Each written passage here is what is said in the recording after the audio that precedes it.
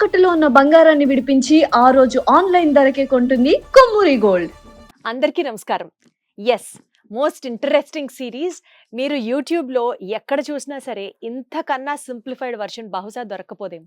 భగవద్గీత కనుక మీకు ఇంట్రెస్ట్ అయితే భగవద్గీతని డైలీ లైఫ్లో ఎలా ఇంప్లై చేసుకోవాలో మీకు తెలియక ఇబ్బంది పడుతుంటే this is the best solution I can ever promise అని మాత్రం నాకు అర్థమవుతుంది.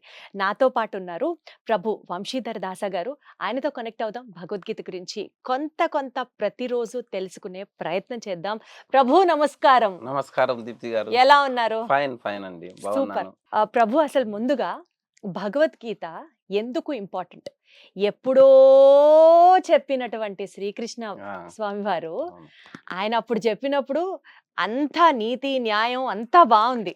కానీ ఇవాళ రోజున ఈ కలియుగంలో భగవద్గీతని ఇంకా మనం ప్రాక్టీస్ చేసి మనం ఫాలో అవ్వాల్సిన అవసరం ఉందా? అసలు why is Bhagavad Gita so special? అందరూ భగవద్గీత అని ఎందుకు అంత ఇంపార్టెన్స్ ఇస్తారు? ఏముంది భగవద్గీతలో? చెప్పండి ప్రభు. చాలా ఇంపార్టెంట్ క్వశ్చన్. దీనికి మన ఆచార్యులు చాలా సింప్లిఫైడ్ గా భగవద్గీత యథాతథం అని రాస్తున్నారు. దానిలో చాలా బాగా ఎక్స్ప్లెయిన్ చేస్తున్నారు. దానిలో కొంత పార్ట్ మీకు ఎక్స్ప్లెయిన్ చేస్తాను. ఈ భగవద్గీత అనేది ఈ రోజు సబ్జెక్ట్ కాదండి, వర్తమాన భవిష్యత్తు ఎప్పటికైనా ఈ సబ్జెక్ట్ అనేది ప్రతి ఒక్కరూ తెలుసుకోవాల్సిన సబ్జెక్ట్. ఎందుకంటే మనం ప్రతి ఒక్కరం ఈరోజు ఎవరైనా మనం పని చేస్తున్నామంటే, మనం ఎక్కడైనా వర్క్ చేస్తున్నామంటే, ఎవరైనా సరే వాళ్ళు చూసేది ఏంటంటే కొంచెం హ్యాపీగా ఉండాలని. సో ఈ హ్యాపీనెస్ ప్రశాంతంగా ఉండాలి, ఎప్పుడు దుఃఖం లేకుండా ఉండాలి, దుఃఖరహితంగా ఉండాలని మనం ట్రై అంతే. చేస్తున్నాం. సో మీకు ఒక ఎగ్జాంపుల్ ఇస్తాను. సో మేము ఒక ఆలయం నిర్మిస్తున్నాం అనమాట, కొల్లనకొండ ఏరియాలో. ఆలయంలో చాలా మంది కూలీ వాళ్ళు వస్తారు, వాళ్ళు పని చేసుకుంటుంటారు. సో అందరు కూలీ వాళ్ళకి మేము ప్రసాదం ఇస్తాం. సో వాళ్ళు దేవుడు దర్శనం చేసుకొని ప్రసాదం తీసుకొని వెళ్తుంటారు. సో ఒకసారి ఒక ఒక ఓల్డ్ ఏజ్ ఫెలో, అంటే పర్సన్ అరౌండ్ 55-60 ఇయర్స్ ఉండే ఒక అతను దేవుడి దగ్గర ఇట్లా చాలా దండం పెడుతున్నాడు అనమాట. దండం పెట్టి డీప్గా దండం పెడుతున్నాడు. సరే ఏంది ఇంత ఇంత డీప్గా దండం పెడుతున్నాడు అని నాకు డౌట్ వచ్చి బయటకు వచ్చింది. కానీ ఏమయ్యా ఏం దండం పెడుతున్నావు, అంత డీప్గా దండం పెడుతుంది, ఏం కోరుకున్నావు దేవుడిని అని అడిగాను. అంత డీప్గా ఆయన ఏం చెప్పాడంటే, స్వామి నేనేం కోరుకున్నా అంటే నా భార్య సల్లంగా ఉండాలి, నా కొడుకులు సల్లంగా ఉండాలి, మా ఇంట్లో అందరు సల్లంగా ఉండాలి అన్నాడు. సో ఈ ఈ ఈ కాన్సెప్ట్ అనేది చూసారా, అందరం హ్యాపీగా ఉండాలి అనేది కాన్సెప్ట్. అంతే. సో ఈ హ్యాపీగా ఉండటం కోసం మనం రకరకాల పద్ధతులు పెడుతున్నాం. కొంతమంది జాబులు చేస్తున్నాం, కొంతమంది ఇండస్ట్రీస్ పెడుతున్నాం, కొంతమంది that is a common requirement అనమాట. సో ఈ హ్యాపీనెస్ ఉండేది. ఇంకొక ఎగ్జాంపుల్ కూడా ఇస్తాను. సో జనరల్గా మనం ఒక క్రిక్కిరిసిన బస్సులో, ఫుల్గా ఉండే బస్సులో ఎక్కాం అనుకోండి, బస్సులో కానీ లేకపోతే ఇప్పుడు మెట్రో అనుకోండి, ఇప్పుడు మెట్రోలు వచ్చేస్తున్నాయి. ఇంత ముందు కాలంలో బస్సులు ఉండేవి, మేము చిన్నప్పుడు ఉండేటప్పుడు. సో బస్సులో ఎక్కాం అనుకోండి, బస్సు ఎక్కినప్పటి నుంచి ఫుల్ జనాలు ఉండే బస్సు ఎక్కినప్పటి నుంచి మన ధోరణి అంతా ఎక్కడ సీట్ దొరుకుతుందా అని ఉంటుంది కదా. ఖచ్చితంగా మనం ఒక ముందు ఎవరైనా కదిలారంటే ఒక అక్కడ టక్కన అక్కడికి వెళ్తాం.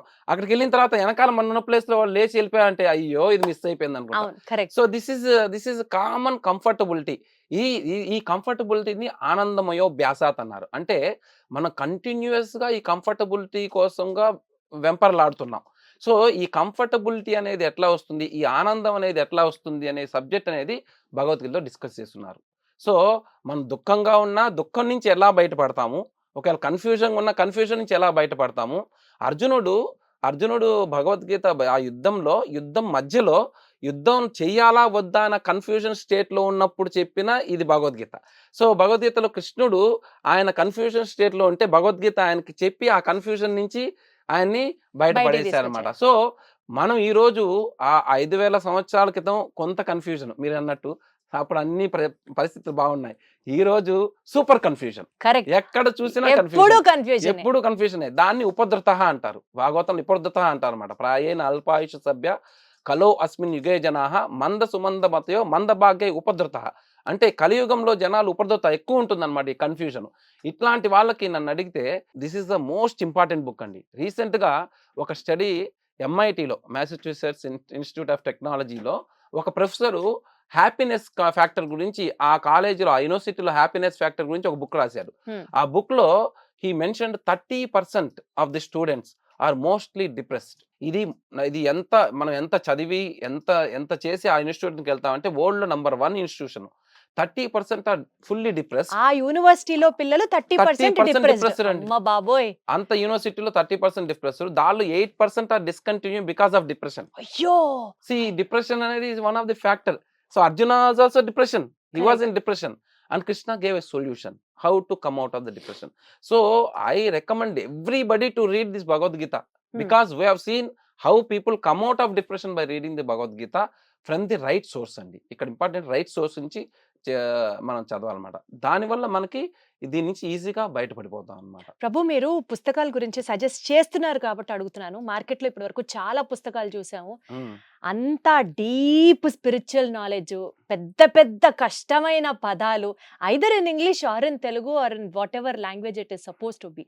అసలు దాని అర్థం తెలుసుకోవడానికే పక్కన ఒక ఆక్స్ఫర్డో ఇంకొక డిక్షనరీయో పెట్టుకొని ఇప్పుడు మీనింగ్ ఎత్తుక్కొని చదవాలి. అట్లా కాకుండా ఏమైనా సింపుల్ బుక్స్ ఉన్నాయా ప్రభు? అదే భగవద్గీత యాజ్ ఇట్ ఈస్ అనేది ప్రభుపాదులు వారు రాశారు. ఇంగ్లీష్లో మ్యాక్మిలన్ ఎడిషను. సో దీనిలో ఎట్లా ఉంటుందంటే మనకి అరటిపండు తోలు తీసి ఒలిచి పెట్టినట్టు ఉంటుంది అనమాట. So it is very easy. And first of all మనం అందరూ చూసామంటే భగవంతుడు అనగానే మనం చాలా దూరం అయిపోతాం. ఏదో కష్టతరమేదో పెద్ద పెద్ద చేయాలేమో అని చెప్పేసి పెద్ద పెద్ద యోగాలు పెద్ద పెద్ద ప్రాక్టీసులు చేయాలి, సో దట్ భగవంతుని తెలుసుకోవాలి అంటే అనుకుంటాం. కానీ అది ఒక అపోహ. భగవంతుడు చాలా simple personality, most gentle and simple personality. Simple హార్టెడ్లో ఎవరైనా పిలిస్తే వచ్చేస్తాడు. చూడండి, ప్రహ్లాదుడు 5 ఏళ్ల వయసులో ఉన్న ప్రహ్లాదుడు భగవంతుడిని పిలవగానే భగవంతుడు వచ్చాడు. మన ద్రౌపది అమ్మవారు సో జస్ట్ భగవంతుడిని కృష్ణ అని పిలిచింది, అందరు మీతో అంతా వదిలేసి కృష్ణ అని పిలిచింది, వచ్చేసాడు భగవంతుడు. సో భగవంతుడు simplest person. He no need to be telephone అవసరం లేదు, ఏం అవసరం లేదు. మనసుతో భావగ్రహి జనార్దన, మీ భావంతో ఆయనతో కనెక్ట్ అయిపోవచ్చు. సో ఆ విషయాలని మన ఆచార్యులు చాలా సింప్లిఫైడ్ గా ఎక్స్ప్లెయిన్ చేస్తున్నారు. మ్యాక్మిలన్ ఎడిషన్ ఆయన రాసింది. ఇంగ్లీష్ లో చదవగలిగితే మంచిది, లేకపోతే తెలుగులో కూడా యథాతథం భగవద్గీత యథాతథం అని తెలుగులో ఉందన్నమాట. అదేనా చదవచ్చు, అది చదివినా చాలా అన్నమాట. అయితే ఇప్పుడు భగవద్గీత మనం ఎందుకు తెలుసుకోవాలి అంటే, ఫస్ట్ హ్యాపీగా ఉండడానికి లైఫ్ లో, 2 కన్ఫ్యూజన్ లేకుండా క్లారిటీగా లైఫ్ లో ఎలా ఉండాలి అన్నదానికి భగవద్గీత ఇంపార్టెంట్ అన్నమాట. అవును, that is the main essence of why do you have to read Bhagavad Gita. Prabhu importance of Bhagavad Gita అర్థమైంది. మీరంటే గత ఎపిసోడ్ లో చెప్పారు చక్కగా, ప్రభుపాదులు వారు రాసిన ఆ పుస్తకంలో సెల్ఫ్ రియలైజేషన్ వచ్చింది. సరే, మీరు స్పిరిచువల్ పాత్ లోకి వచ్చారు. మీరు పర్సనల్ గా ఎప్పుడన్నా లో ఉన్నప్పుడు, అసలు మీరు ఇప్పుడు ఎప్పుడు హ్యాపీగానే ఉంటారా? మీకు ఎప్పుడన్నా బాధేసింది అనుకుందాం, మీకు ఏదన్నా ఒక కష్టం వచ్చింది అనుకుందాం, భగవద్గీతలో ఏ particular part will help you to come out of the situation? Bhagavad Gita మీరు లో ఉన్నప్పుడు ఎప్పుడైనా చదువుకొని తిరిగి మళ్ళీ మీరు మోటివేట్ అన్న సందర్భాలు అట్లా ఏమన్నా ఉన్నాయా? భగవద్గీత మీ పర్సనల్ లైఫ్ లో ఉన్న ఎక్స్పీరియన్స్ కనెక్షన్ ఏమన్నా ఉంటే తెలుసుకోవాలనుకుంటున్నాను. అసలు ఫస్ట్ ఆఫ్ ఆల్ మీకు కష్టాలు ఉంటాయా? అసలు మీరు బాధపడతారా? అసలు బాధ అనేది ఉంటుందా? 100% అందరూ ఈ భూలోకంలో పుట్టిన ప్రతి ఒక్కరూ కష్టాలు పడతారు. ఓకే, ఇప్పుడు భూలోకంలో పుట్టిన ప్రతి ఒక్కరు దుఃఖాలయము అశాశ్వతం అన్నారు కృష్ణుడు. సో కాబట్టి ప్రతి ఒక్కరు కష్టాలు అనేవి కామన్ గా పడతారన్నమాట.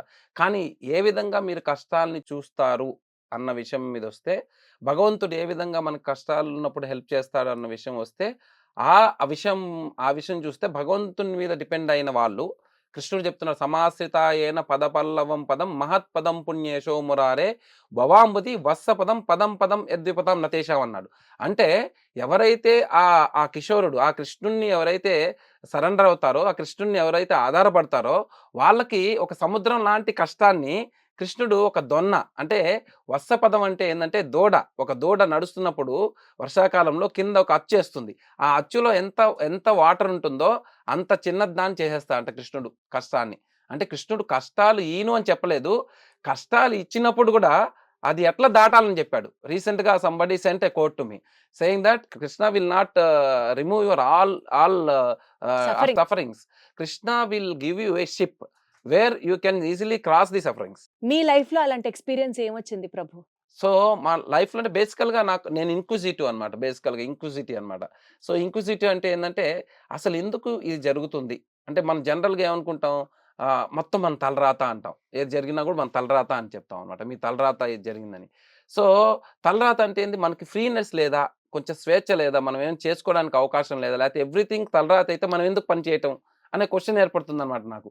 సో నేను చదువుతున్నప్పుడు ఈ క్వశ్చన్ ఏర్పడేది అన్నమాట. ఈ క్వశ్చన్ ఏర్పడితే ఎందుకు ఇప్పుడు ప్రతి ఒక్కరు అసలు ఇంక మొత్తం డిసైడ్ అయిపోయి ఉన్నప్పుడు, ఎవ్రీథింగ్ ఈజ్ డెస్టినీ అన్నప్పుడు వై షుడ్ ఐ వర్క్ అనే ఫీలింగ్ వచ్చింది ఒకసారి నాకు. హ్మ్. సో వచ్చినప్పుడు నేను ఆలోచిస్తున్నమాట, చాలా బుక్స్ రెఫర్ చేస్తున్నా, ఇది రెఫర్ చేస్తా, అది రెఫర్ చేస్తా.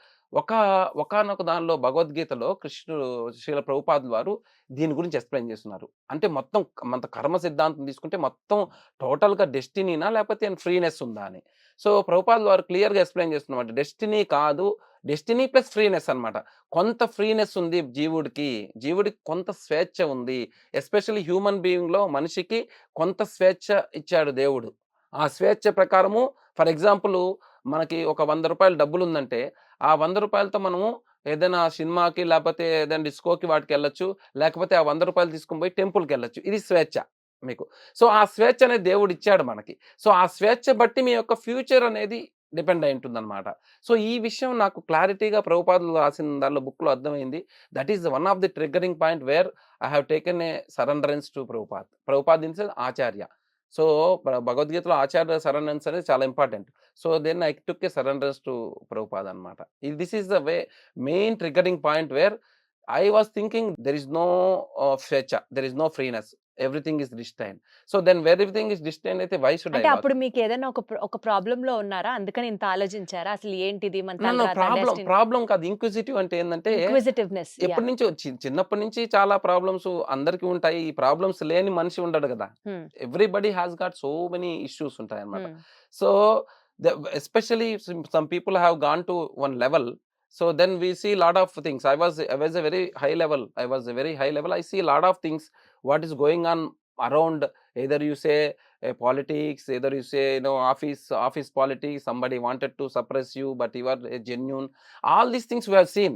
So why all these things, whether we can go forward to that, whether why we can avoid that and go forward, అలాంటి క్వశ్చన్స్ వచ్చాయి అన్నమాట. ఇదంతా ఫిక్స్డ్ అయినప్పుడు నేను ఎందుకు ఇక్కడ వర్క్ చేయటము అనేది ఫీలింగ్స్ వచ్చేస్తుండేవన్నమాట.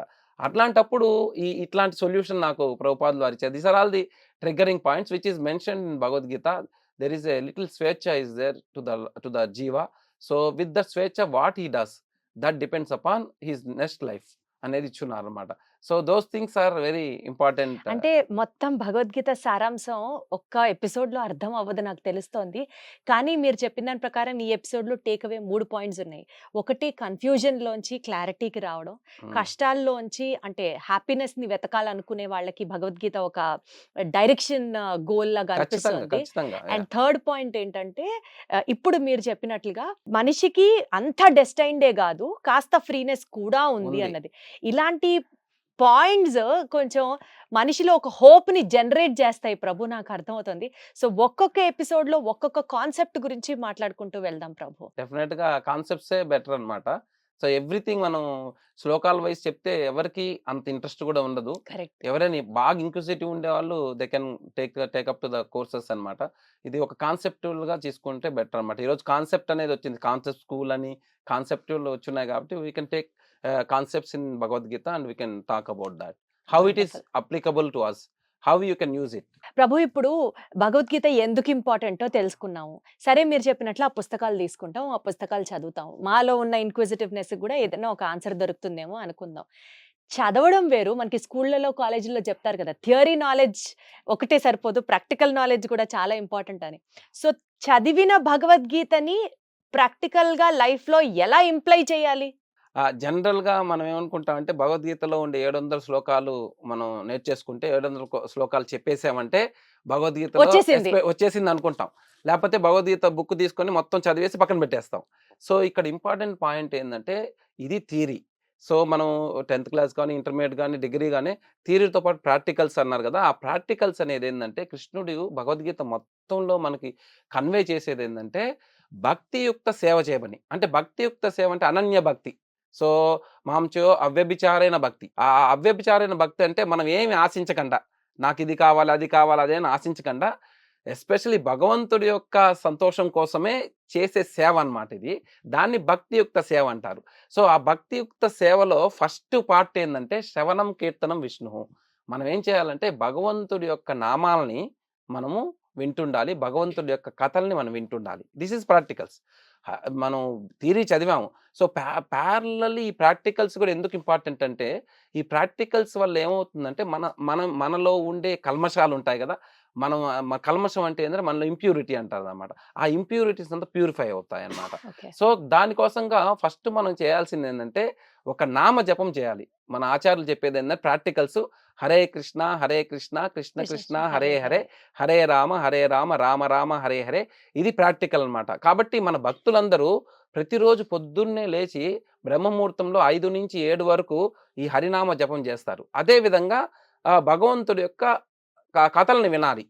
సతాం ప్రసంగో మమ వీరి సంవిదో భవంతి హృత్కర్ణ రసాయన కథ తజ్జోషనాదస్య ఉపవర్గవత్వని శ్రద్ధాభక్తి అనుక్రమిష్యతి. మనకి భక్తి రావాలన్నా, ఈ శ్రద్ధ రావాలన్నా, ఈ భగవద్గీత ప్రిన్సిపల్స్ మనం భగవంతుని అర్థం చేసుకోవాలనుకున్నా సతాం ప్రసంగం ఎవరైనా ఆచార్యులు, పరంపరలో ఉండే ఆచార్యులు భగవంతుని గురించి చెప్పిన వీరగాథని మనం విన్నామంటే ఆటోమేటిక్గా మనకి భక్తి అనేది అవేకన్ అవుతుందండి. This is the 2 things. One is Hare Krishna జపం చేయటం, ఇంకొకటి 2 భగవంతుడు ఆచార్యులు, ఎస్పెషల్ ఆచార్యులు చెప్పిన భగవంతుడి గురించి చెప్పిన బుక్స్ కానీ, వాళ్ళు చెప్పిన కథలు కానీ వింటము.